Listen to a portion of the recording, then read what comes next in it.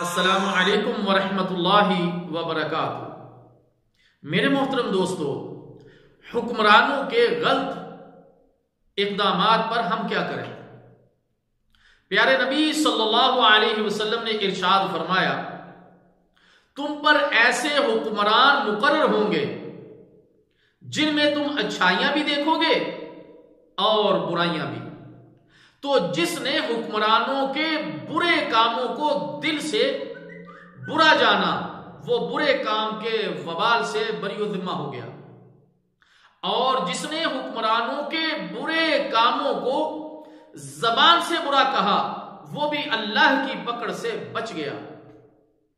लेकिन जिसने हुक्मरानों के बुरे कामों को पसंद किया और उनकी पैरवी इख्तियार की, वो हलाक व बर्बाद हो गया। सहाबा रजी अल्लाह ताला अन्हु अजमाइन ने पूछा, या रसूलुल्लाह सल्लल्लाहु अलैहि वसल्लम, क्या ऐसे हुक्मरानों के खिलाफ हम मुसल्ला जंग न करें? तो प्यारे नबी सल्लल्लाहु अलैहि वसल्लम ने इरशाद फरमाया, नहीं, जब तक वो नमाज पढ़ते रहे। सही मुस्लिम। अल्लाह ताला जल्ला शाअनहू से दुआ है कि अल्लाह ताला हमें प्यारे नबी सल्लल्लाहु अलैहि वसल्लम कि इस फरमान पर अमल करने की तौफीक अता फरमाए।